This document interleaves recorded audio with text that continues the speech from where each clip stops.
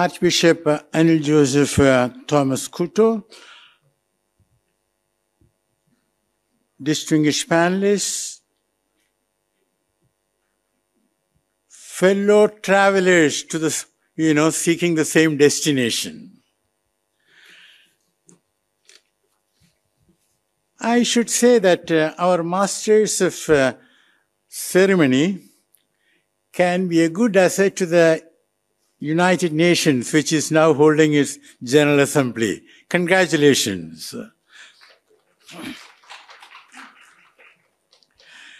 Now, Reverend Father Dr. Roby, the director of the Cultural Centre, well, he is incredible. Not only has he arranged such a good program, but he even arranged for good weather. And he chose the India International Centre, the centre which shares in many ways the vision and values of the Chavara Cultural Centre. And that centre, India International Centre, is now we are celebrating our 60th anniversary. And what a timing, what a timing. I also see a certain rejuvenation of the India International Centre with the presence of so many boys and girls. Hearty welcome to you. We have a reputation of being a center for seniors. Now, your presence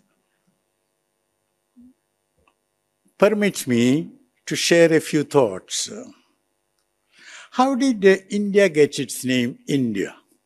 I mean, of course, we call it Bharat, but for the international community, Republic of India. I mean, if you go to New York and say Bharat, well, fellow Indians will understand, but others may not. So how did we get the name India? Well, historically, I know history is not very fashionable these days, but it's good to remember history at times.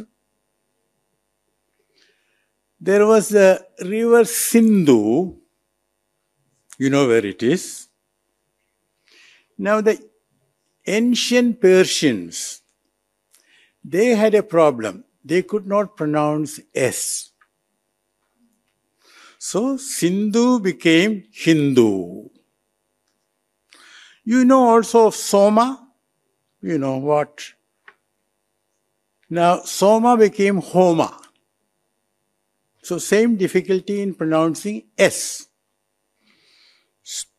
So the people living, near the river, they became Hindus, and then it went to the west.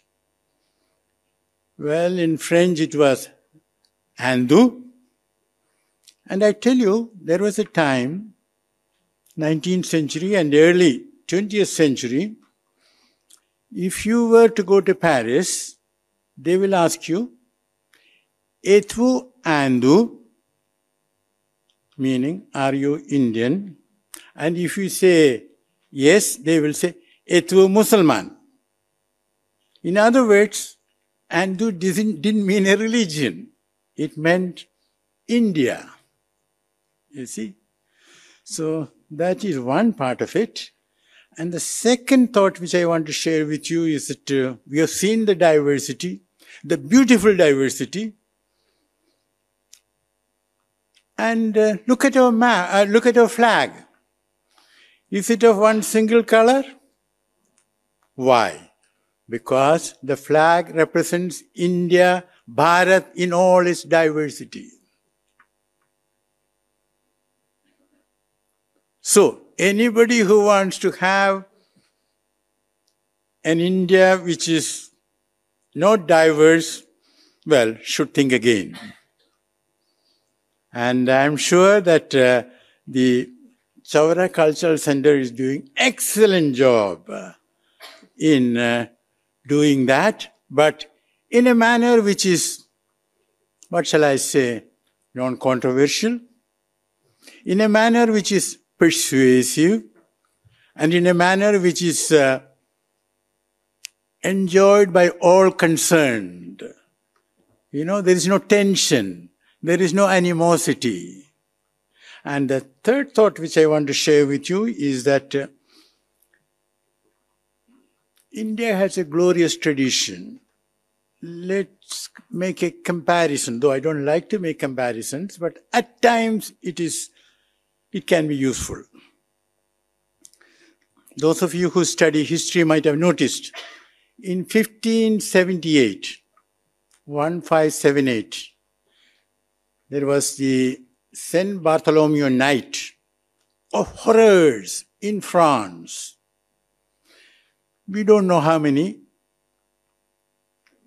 say from 5 to 20,000 human beings were killed. Just because of a mistaken notion that a person who has another approach to God, different from mine, should not be tolerated. So that was 1578. 1580, Akbar, emperor. Well, he started his conversation with Jesuit priests.